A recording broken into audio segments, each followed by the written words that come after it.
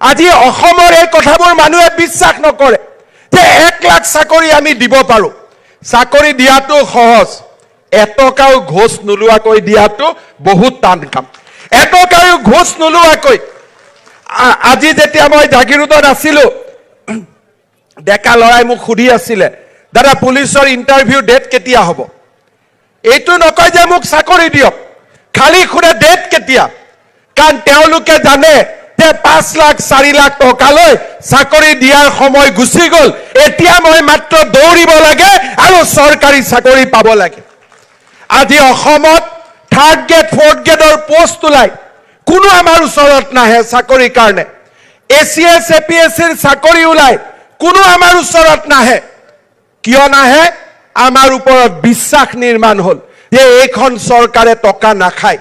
চাকৰিৰ নামত টকা নলয়। দুখীয়া আৰু দৰিদ্ৰ মানুহক চৰকাৰী চাকৰি কৰ্ম সংস্থাপন দিয়াই আমাৰ আটাইতকৈ পবিত্ৰ ধৰ্ম। এই কথা আজি অসমৰ প্ৰতিজন দুখীয়া মানুহে বুজি পায়। শ্ৰদ্ধাৰ ৰাইজ,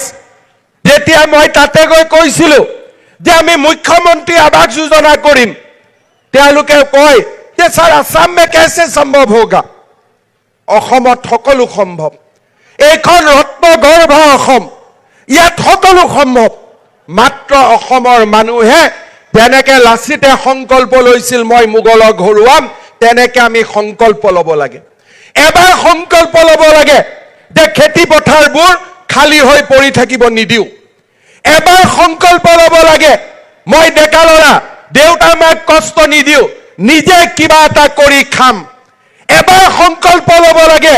আন্দোলন নকৰো, পঢ়িম। এবাৰ সংকল্প ল'ব লাগে মই পঢ়ুৱাম। এবাৰ সংকল্প ল'ব লাগে গাঁৱে ভূঞে আমি খেলা ধূলা সংস্কৃতিৰ পৰিৱেশ এটা নিৰ্মাণ কৰিম। এইখন মোৰ শুৱনি অসম, এইখন মোৰ সুজলা সুফলা অসম। এই অসমখনত যোৱা 20 বছৰে বোমা গুলি বাৰুদেৰে আমাৰ এই মৰমৰ অসমখনক আমি এক অন্য ৰাস্তালৈ লৈ গৈছিলো। আজি অসমখন উভতি আহিছে, পুনৰ সেই সুজলা সুফলা অসমখন আমি যেন কৰবাত দেখিবলৈ পাইছো। আৰু এই অসমখনক আমি যদি আগুৱাই লৈ যাব পাৰো, লাচিতে যেনেকে মোগলক পৰাস্ত কৰিছিল, আমিও বিকাশৰ নতুন জয়গানেৰে আমি ভাৰতৰ ভিতৰতে আমাৰ ৰাজ্যখনক আমি প্ৰতিষ্ঠা কৰিব পাৰিম। শ্ৰদ্ধা ৰাইজ, আমি সংকল্প ল'ব লাগিব। বহুত হৈ গ'ল ৰাজনীতি, বহুত হৈ গ'ল ধৰ্ণা ধৰ্মঘট আন্দোলন, একো ফল নিদিয়ে। তাত ফল দিব যেতিয়া আমাৰ আই মাতৃসকলে আত্মসহায়ক গোটৰ জৰিয়তে নতুন দিনৰ সপোন দেখিব, যেতিয়া আমাৰ ল'ৰা ছোৱালীবিলাকে পঢ়া শুনা কৰি একোজন মানৱ সম্পদ হোৱাৰ সপোন দেখিব, তেতিয়া আমি আগুৱাই যাব পাৰিম। যেতিয়া আমাৰ জ্যেষ্ঠজনে আমাক শুদ্ধ ৰাস্তা দেখুৱাব। 2টা দশক আমি নষ্ট কৰি পেলালো, 2টা দশক আমি শেষ কৰি পেলালো। কালি বোলে মধ্য অসম বন্ধ, কালি বোলে উত্তৰ অসম বন্ধ, কালি বোলে দক্ষিণ অসম বন্ধ, কালি বোলে অসম বন্ধ, কালি বোলে গ্ৰেনেড বিস্ফোৰণ, কালি বোলে বোমা বিস্ফোৰণ। সেই পৰিৱেশ সলনি কৰি এতিয়া অসমৰ নাম আমি কৰিছো অমৃত বৃক্ষ আন্দোলন। বিহুৰ জৰিয়তে গিনিজ ৱৰ্ল্ড ৰেকৰ্ড, দুৰ্নীতি নকৰাকৈ 1 লাখ চৰকাৰী চাকৰি, আৰু দুৰ্নীতি কৰা অফিচাৰ চিধা চিধি জেলত, কোনো বেলেগ ব্যৱস্থা একো নাই। এইখন অসমত বসুন্ধৰা আঁচনিৰ জৰিয়তে 3-4 লাখ লোকক মাটিৰ অধিকাৰ প্ৰদান কৰা, জনজাতীয় লোকসকলৰ সমস্যা সমাধান কৰা। আজি আমি একো এটা পৰ্যায় ৰখা নাই। আপোনালোক আমি সকলোৱে এখন নতুন অসম নিৰ্মাণৰ কামত আমি নিজকে নিয়োজিত কৰিছো। অসমৰ ৰাইজে যোৱা 3টা বছৰ আমাক যি অকুণ্ঠ সহায় সহযোগিতা আগবঢ়ালে, সি এক নতুন অসমৰ ভেটি নিৰ্মাণ কৰিলে। আজি আপোনালোকে চিন্তা কৰক, জাগিৰোডত বহুত বিধায়ক আছিল, জাগিৰোডৰ সেই আইবিটো সদায় তেনেকে পৰি আছিল। জাগিৰোড পৰিৱৰ্তন হ'ব পাৰে কোনেও চিন্তা কৰা নাছিল। আজি পীযুষ হাজৰিকা ডাঙৰীয়াই সেই সপোন দেখিবলৈ সাহস কৰিছিল বাবে আজি জাগিৰোডৰ জীৱনলৈ পৰিৱৰ্তন আহিল। সপোন দেখাৰ সাহস লাগিব, আৰু সপোন দেখাৰ বাবে জাগিৰোডৰ ৰাইজৰ আশীৰ্বাদ লাগিব 114 কোটি টকা এটা দিনত জাগিৰোডৰ মানুহে আগতে কেতিয়াও মই 20 বছৰ ধৰি বিধায়ক হৈ আছো বহু কেইজন জাগিৰোডৰ বিধায়কৰ লগত মই একেলগে কাম কৰিছো কাকো মই সমালোচনা নকৰো পৰিবেশ নাছিল আজি আমাৰ অসমত এটা পৰিবেশ নিৰ্মাণ হৈছে আৰু পৰিবেশ নিৰ্মাণ হৈছে বাবে আজি আমি মৰিগাঁওৰ দৰে জাগাটো মেডিকেল কলেজ বনোৱাৰ কথা চিন্তা কৰিব পাৰিছো আজি পৰিবেশ নিৰ্মাণ কৰাৰ বাবে আজি আমি জাগিৰোডত বৃহৎ উদ্যোগৰ আমি সপোন দেখিব পাৰিছো আৰু মোৰ সপোনটো বহুত আগলৈ মই যেতি মাজে মাজে কওঁ যে ব্ৰহ্মপুত্ৰৰ তলেদি টানেল হ'ব মানুহে মোক হাঁহে এতিয়া সাহসেৰে কৈছো কাৰণ হোৱাটো নিশ্চিত হৈ গ'ল যেতিয়া মই আঁচনিবিলাকৰ কথা কওঁ তেতিয়া মানুহে কয় যে কেনেকৈ সম্ভৱ অসমৰ মানুহৰ আশীৰ্বাদ থাকিলে অসম্ভৱকো সম্ভৱ দিনকো ৰাতি কৰাৰ শক্তি আমাৰ আছে একেলগে মিলি আমি সেই সপোন দেখিম আৰু সেই সপোন আমি বাস্তৱত ৰূপায়িত কৰিম শৰাইঘাট যুদ্ধত লাচিত জিকিব বুলি কোনেও ভবা নাছিল কিন্তু লাচিতে জিকি প্ৰমাণ কৰিছিল যে অসমীয়াই সকলো কৰিব পাৰে আৰু সেই নতুন দিনৰ বাবে আমি সাজু হ'ব লাগিব 2024 বৰ্ষ অসমৰ বাবে সুন্দৰ হওক অসমৰ বাবে সমৃদ্ধিশালী হওক 2024 চনত ভগৱান আৰু আমি সকলোৱে আশা কৰিছো নৰেন্দ্ৰ মোদী যাতে তৃতীয়বাৰৰ বাবে দেশৰ প্ৰধানমন্ত্ৰী হয় আমাৰ ৰাজ্যখনক আৰু আমাৰ দেশখনক গৌৰৱৰ এক নতুন গাথালৈ মোদী ডাঙৰীয়াই যাতে লৈ যাব পাৰে আজি আমাৰ কল্পনা সীমিত নহয় আজি আমি চন্দ্ৰলৈও যাব পাৰো G20 সভাও আমি ভাৰতত কৰিব পাৰো এদিন যি আমেৰিকাৰ ৰাষ্ট্ৰপতিৰ এপইন্টমেন্ট নাপাইছিল সেই ভাৰতৰ প্ৰধানমন্ত্ৰী আমেৰিকাত গলে আমেৰিকাৰ সংসদে থিয় হৈ আমাৰ প্ৰধানমন্ত্ৰীক অভিবাদন কৰে এয়া নতুন ভাৰত এয়া নতুন অসম 2024 চনে সেই নতুন ভাৰত সেই নতুন অসমৰ সংকল্পক আৰু শক্তিশালী কৰক বিকশিত ভাৰত বিকশিত অসম আত্মনিৰ্ভৰশীল ভাৰত আৰু আত্মনিৰ্ভৰশীল অসমৰ এক নতুন গাথা নিৰ্মাণ হওক মোৰ শুৱনা মোৰ সুফলা সুজলা এই অসমখনে আৰু আগবাঢ়ি যাওক 2024 চনৰ বৰ্ষটো প্ৰতি বছৰে অনুষ্ঠিত জোনবিল মেলাই অসমৰ প্ৰাচীন পৰম্পৰাৰ গৰিমামণ্ডিত ইতিহাসৰ কথা আমাক সোঁৱৰাই দিয়ে পাহাৰৰ পৰা মামা মামীসকলে এই মেলালৈ আহি বিনিময় পথাৰে বস্তু ক্ৰয় বিক্ৰয় কৰা গোভা ৰজাৰ দৰবাৰ আদিয়ে এই মেলাৰ অনন্য বৈশিষ্ট্যৰে অঞ্চলটোক মহিয়ান কৰি ৰাখিছে জাগিৰোড সমষ্টিৰ পবিতৰা অভয়াৰণ্য ৰাজ্যৰ পৰ্যটন ক্ষেত্ৰৰ অন্যতম আকৰ্ষণৰ স্থলী মায়ং হৈছে প্ৰত্নতাত্ত্বিক সমলৰাজি আৰু ঐন্দ্ৰজালিক কাৰ্যকলাপৰ ঐতিহ্যৰে সমৃদ্ধ মায়ঙৰ ঠায়ে ঠায়ে থকা কীৰ্তিচিহ্নসমূহৰ ভিতৰত কাশিলা পাহাৰৰ ওপৰত থকা মন্দিৰ কানাই বৰশী বোৱা শিল গোবৰ্ধন পাহাৰৰ বৰ্ণনাৰ লগতে পঞ্চপাণ্ডৱৰ স্বৰ্গযাত্ৰাৰ পদচিহ্ন থকা পাহাৰৰ বৰ্ণনা ইত্যাদি অনেক জনশ্ৰুতিৰে অঞ্চলটি পূৰ্ণ হৈ আছে অঞ্চলটোত থকা এছিয়াৰ সৰ্ববৃহৎ শুকান মাছৰ বজাৰখনে ৰাজ্যৰ অৰ্থনৈতিক দিশত প্ৰভূত বৰঙণি যোগাই আহিছে জাগিৰোড অঞ্চলৰ মন্দিৰসমূহে আমাৰ আধ্যাত্মিক জীৱনধাৰাক শক্তিশালী কৰি আহিছে দেওশাল মন্দিৰৰ আজি ধৰ্মীয় পৰ্যটকৰ বাবে এক আকৰ্ষণীয় স্থানত পৰিণত হৈছে গোভা ৰজাই এই মন্দিৰত পূজা পাতল কৰিছিল সীতা জখলা অসমৰ দুগ্ধ উৎপাদনৰ ক্ষেত্ৰত এটা চিনাকি নাম আৰু অসমৰ ঘৰুৱা অৰ্থনীতিৰ এক গুৰুত্বপূৰ্ণ অংগ ব্ৰহ্মপুত্ৰৰ বালিচৰ পাহাৰৰ নান্দনিক দৃশ্যৰে ভৰপূৰ চনকা বনভোজ আৰু পৰ্যটন অতি জনপ্ৰিয় ঠাই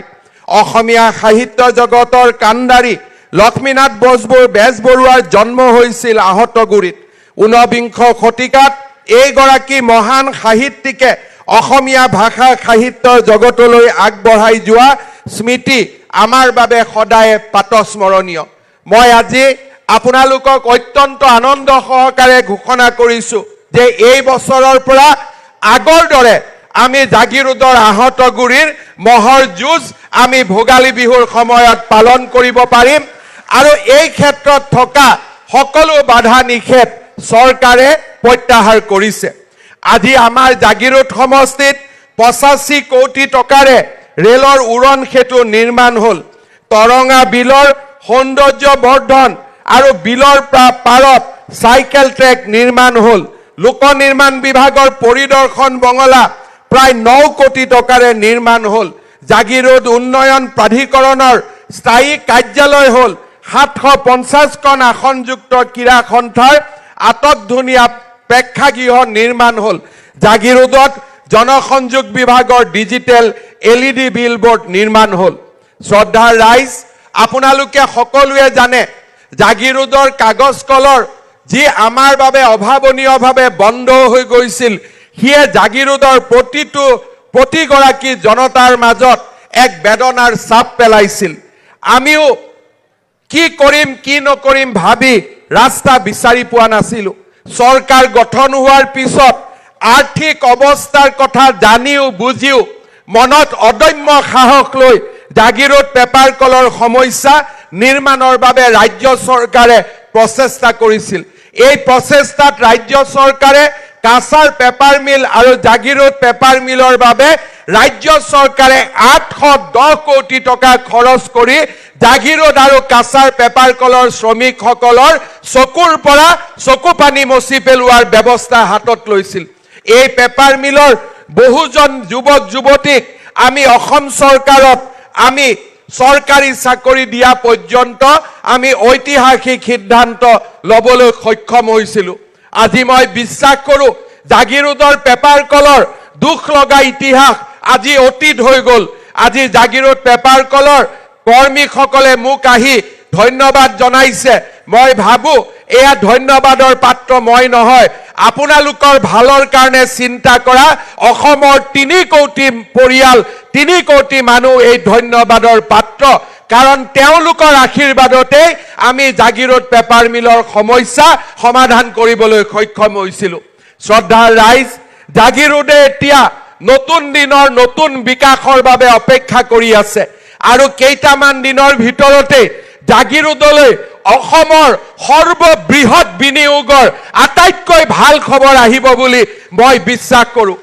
বিশ্বাস কৰো জাগিৰোডত আহিবলগীয়া বিকাশৰ বতাহে সমগ্ৰ জাগিৰোড আৰু মধ্য অসমৰ প্ৰতিচ্ছবি সম্পূৰ্ণৰূপে পৰিৱৰ্তন কৰিব পীযুষ হাজৰিকা ডাঙৰীয়াৰ নেতৃত্বত আজি জাগিৰোডৰ জীৱনলৈ পৰিৱৰ্তন আহিছে এই পৰিৱৰ্তনৰ লগত সংগতি ৰাখি আজিৰ সভাতে জাগিৰোড চহৰৰ নলা নৰ্দমা আদি নিৰ্মাণ কৰাৰ বাবে মই ৰাজ্য চৰকাৰৰ পৰা এখন 50 কোটি টকাৰ আঁচনি আজিৰ সভাতে মই ঘোষণা কৰিছো শ্ৰদ্ধাৰ ৰাইজ এই টকা ব্যয় কৰি আমি সমগ্ৰ জাগিৰোড চহৰখনৰ আমি প্ৰতিচ্ছবি পৰিৱৰ্তন কৰিবলৈ প্ৰচেষ্টা কৰিম জাগিৰোডত এটা নতুনকৈ অগ্নি নিৰ্বাপক কেন্দ্ৰ গঠনৰ বাবেও মই আজিৰ সভাতে আপোনালোকক প্ৰতিশ্ৰুতি দিছো ইয়াৰ লগতে জাগিৰোডৰ ভাগাৰাৰ পৰা আমছৈলৈকে এই সমগ্ৰ পথছোৱা ৬৪ কোটি টকা খৰচ কৰি অসম মালাৰে মই পুনৰ নিৰ্মাণৰ বাবেও আজিৰ সভাতে আপোনালোকক মই প্ৰতিশ্ৰুতি প্ৰদান কৰিছো নৱগঠিত জাগিৰোড সমষ্টিত মৰিগাঁও চিকিৎসা মহাবিদ্যালয়ও অন্তৰ্ভুক্ত হৈছে মই বিশ্বাস কৰো আজিৰ পৰা 2 বছৰৰ ভিতৰত আমি মৰিগাঁও মেডিকেল কলেজখনো অসমবাসী ৰাইজলৈ আমি আগবঢ়াই দিব পাৰিম শ্ৰদ্ধাৰ ৰাইজ প্ৰধানমন্ত্ৰী নৰেন্দ্ৰ মোদী ডাঙৰীয়াৰ আশীৰ্বাদত আজি আমি অসমখনত এনেকে আগতে কেতিয়াও চিন্তা নকৰা অজস্ৰ উন্নয়নমূলক কাম আমি হাতত ল'বলৈ সক্ষম হৈছো শ্ৰদ্ধাৰ ৰাইজ নিৰ্বাচনৰ সময়ত আমি প্ৰতিশ্ৰুতি দিছিলো যে 1 লাখ যুৱক যুৱতীক আমি চৰকাৰী চাকৰি দিম 90,000 যুৱক যুৱতীক চৰকাৰী চাকৰি দিয়াৰ পিছত এতিয়া আমি অসমত নতুনকৈ আৰু 40,000 যুৱক যুৱতীক চৰকাৰী চাকৰি দিয়াৰ পথত আগবাঢ়িছো আজি আমি অসমৰ নিবনুৱা যুৱক যুৱতীসকলক চৰকাৰী চাকৰিৰ সমান্তৰালভাৱে যাতে নিজৰ ভৰিৰ ওপৰত নিজে থিয় হৈ তেওঁলোকে অসমত এটা উদ্যোগীকৰণৰ বাতাবৰণ নিৰ্মাণ কৰিব পাৰে তাৰ বাবে আমি যুৱক যুৱতীসকলক বেংকৰ কোনো ধৰণৰ মৰ্টগেজ নোহোৱাকৈ চৰকাৰৰ পৰা পোনে পোনে 2 লাখ টকাৰ সাহায্য দিয়াৰ আন এখন আঁচনিও আমি ইতিমধ্যে আৰম্ভ কৰিছো এই আঁচনিখন যিসকল যুৱকে লাভ কৰিব তেওঁলোকক 2 লাখ টকা আমি তেওঁলোকৰ বেংক একাউণ্টলৈকে হস্তান্তৰ কৰিম আৰু ভৱিষ্যতে তেওঁলোকে এই 2 লাখ টকাৰ উপৰিও বেংকৰ পৰা যাতে আৰু বহু টকা লোন ল'ব পাৰে তাৰ বাবে আমি তেওঁলোকক একোজন এন্টাৰপ্ৰেনিয়ৰ হিচাপে নিৰ্মাণ কৰাৰ কৰ্মযোগ্যটো আমি জপিয়াই পৰিম শ্ৰদ্ধাৰ ৰাইজ আজি যেতিয়া মই অসমৰ গাঁৱে ভূঞে যাওঁ বিভিন্ন সময়ত ৰাইজে মোক প্ৰশ্ন কৰে যে আমাৰ ৰেচন কাৰ্ড হোৱা নাই বহুত মানুহে ৰেচন কাৰ্ড পোৱা নাছিল এতিয়া আমি অসম চৰকাৰত সিদ্ধান্ত লৈছো যে 4 লাখ টকালৈকে যাৰ বছৰি উপাৰ্জন আগতে 2 লাখ টকালৈকে যাৰ বছৰি উপাৰ্জন আছিল তেওঁলোকক চৰকাৰে ৰেচন কাৰ্ড দিছিলে এইবাৰ আমি নিয়ম কৰিছো যে 4 লাখ টকালৈকে যাৰ ৰেচন কাৰ্ড থাকিব যাৰ বছৰি উপাৰ্জন অৰ্থাৎ মাহিলি 30,000 টকা যোনে উপাৰ্জন কৰে তেওঁলোকেও ৰেচন কাৰ্ড লাভ কৰিব ইয়াৰ ফলত অসমত অহা 12 জানুৱাৰীৰ পৰা 7 দিনৰ ভিতৰত আৰু আমি 10 লাখ পৰিয়াললৈ আমি বিনামূলীয়া ৰেচন কাৰ্ড আমি আগবঢ়াম আগতে ৰেচন কাৰ্ডত অকল ৰেচন কাৰ্ড আছিলে চাউল পাইছিলে এইবাৰ আমি সিদ্ধান্ত লৈছো যে ৰেচন কাৰ্ড যেতিয়া হ'ব সেই ৰেচন কাৰ্ডৰ লগত আমি এখন আয়ুষ্মান ভাৰত আয়ুষ্মান অসমৰ এখন আমি কাৰ্ড দিম যিখন কাৰ্ডৰ সহায়ত আপোনালোকে বছৰি অসমৰ মেডিকেল জিলা হস্পিটাল আৰু নিৰ্বাচিত নাৰ্ছিং হোমত 5 লাখ টকালৈকে আপোনালোকে বিনামূলীয়া মেডিকেলৰ সেৱা আপোনালোকে লাভ কৰিব পাৰিব চৰকাৰী আমাৰ চৰকাৰী ৰেচন কাৰ্ড হ'ল 5 কেজিকৈ চাউল পালো আৰু তাৰ লগতে আমি 5 লাখ টকাৰ মেডিকেল আমি সহায়ৰো আমি ব্যৱস্থা পালো আমাৰ ৰাজ্য চৰকাৰে অৰুণোদয় আঁচনি আৰম্ভ কৰিছিলে 19 লাখ হিতাধিকাৰীৰে আমি আৰম্ভ কৰা অৰুণোদয়ে সিট নাপালে হতাশ হোৱাৰ কোনো প্ৰয়োজনে নাই আমাৰ হাতত বহুত নতুন নতুন সাবজেক্ট আছে যাক আমি পঢ়ি শুনি বহু দূৰ আগুৱাই যাব পাৰোঁ কোনোবাই যদি আমি ৰাজনীতি বিজ্ঞানত পঢ়িছো আজি ৰাজনীতি বিজ্ঞান আগৰ ৰাজনীতি বিজ্ঞান হৈ থকা নাই ৰাজনীতি বিজ্ঞানৰ লগত নতুন শিক্ষানীতিত আমি আৰু যেতিয়া নতুন নতুন সাবজেক্ট আমি পঢ়িব পাৰিম কোনোবাই যদি পলিটিক্যাল সায়েন্সৰ লগত ষ্টেটিষ্টিক্স পঢ়ে তেতিয়াহলে দেশৰ সমগ্ৰ ৰাজনৈতিক গতিবিধিৰ লগত জড়িত বহুত প্ৰফেশন আজি আমাৰ সন্মুখত দেখা দিয়ে ইকনমিক্স আৰু ষ্টেটিষ্টিক্স যেতিয়া আমি একেলগে পঢ়িব পাৰো তেতিয়াহলে আমি বহুত বেছি কোম্পানী জাদিৰ বহুত ব্যৱস্থা মাৰ্কেট এনালাইসিসৰ পৰা নতুন নতুন বজাৰৰ পৰা ট্ৰেন্ড কি হ'ব আগলৈ গৈ কি হ'ব বহুত কথা আমি বুজিব পাৰো হায়াৰ সেকেন্ডাৰী সায়েন্সত পাস কৰা প্ৰতিজন লৰাই বেসিক সফটওয়্যাৰৰ ওপৰত জ্ঞান আহৰণ কৰি তথ্য প্ৰযুক্তিৰ জগতখনৰ প্ৰতি আগুৱাই যাব পাৰে গৌৰাংগ দাস ডাঙৰীয়াই অকনমান হয়তো আজি আমাক আইডিয়া দিছে কিন্তু মই বিশ্বাস কৰো যে উচ্চতৰ মাধ্যমিক পৰীক্ষাত পাস কৰাৰ পিছত মনত ভাবি থোৱা কিবা এটা আমি পাব নোৱাৰিলো বুলিয়ে হতাশ হোৱাৰ আমাৰ প্ৰয়োজন নাই কাৰণ এই বহল পৃথিৱীখনত দ্ৰুত গতিত হোৱা ঔদ্যোগিক বিপ্লৱৰ ফলত আমাৰ সন্মুখত বহুত বিলাক নতুন নতুন প্ৰফেশন আজি আমাৰ সন্মুখত দেখা দিছে যোৱা কেইদিনমানৰ পৰা অসমত ছেমি কণ্ডাক্টৰৰ দৰে ইণ্ডাষ্ট্ৰী স্থাপনৰ প্ৰচেষ্টা চলি আছে। প্ৰাৰম্ভিকভাৱে মই কথা পাতোতে মোক তেখেতসকলে কৈছিলে যে প্ৰায় 10,000 হায়াৰ ছেকেণ্ডাৰী ছায়েন্সত পাছ কৰা ল'ৰা ছোৱালীক যদি অসমত এই ধৰণৰ উদ্যোগ আহে, এই ধৰণৰ উদ্যোগৰ বাবে প্ৰয়োজন হ'ব। এতিয়া আজিলৈকে হয়তো আমি স্কুলত ছেমি কণ্ডাক্টৰৰ বিষয়ে শুনাও নাই, কিন্তু পৃথিৱীখন ইমান আগুৱাই গৈছে যে কাণ আৰু চকু আমি যদি ঠিক কৰি ৰাখোঁ, তেতিয়াহ'লে এই পৃথিৱী এতিয়া হতাশাৰ পৃথিৱী নহয়, এই পৃথিৱী হৈছে আশাৰ পৃথিৱী। কেতিয়াবা কেতিয়াবা মোক ল'ৰা ছোৱালীয়ে কয় যে দাদা মই হতাশ হৈ গৈছোঁ। হতাশ কিয় হ'ব লগা হ'ল? হতাশ এইকাৰণে আমি হ'ব লগা হয় যে আমি ধৰি থম যে মই এইটোৱে কাম আমি কৰিম, কিন্তু তাতকৈও যে ভাল কাম আছে, তাতকৈও যে ডাঙৰ কামেৰে আমি একোজন সফল ব্যক্তি হ'ব পাৰোঁ, তাৰ বিষয়ে আমি চিন্তা কৰাৰ আমাৰ অৱকাশ নাই। কোনোবাই মেডিকেলত ছিট নাপালে হতাশ হয়, কিন্তু মেডিকেলত ছিট নোপোৱা ল'ৰাজনেও মলিকুলাৰ বায়'লজি আদি পঢ়ি তেওঁ যে ডক্তৰে কি ঔষধ লিখিব তাক নিৰ্ধাৰণ কৰিব পাৰে, ডক্তৰৰ ওপৰতো যে ছুপাৰ ডক্তৰ হ'ব পাৰে, সেই ধৰণৰ জিজ্ঞাসা আমাৰ মনত থাকিব লাগিব। এই পৃথিৱীখন হতাশাৰ পৃথিৱী নহয়। যুগ যুগ ধৰি একোজন মানুহৰ সাধনাৰে পৃথিৱীখন আজি এই অৱস্থা আহি পৰিছে। যদি আইনষ্টাইন হতাশ হৈ গ'লহেঁতেন, মানুহে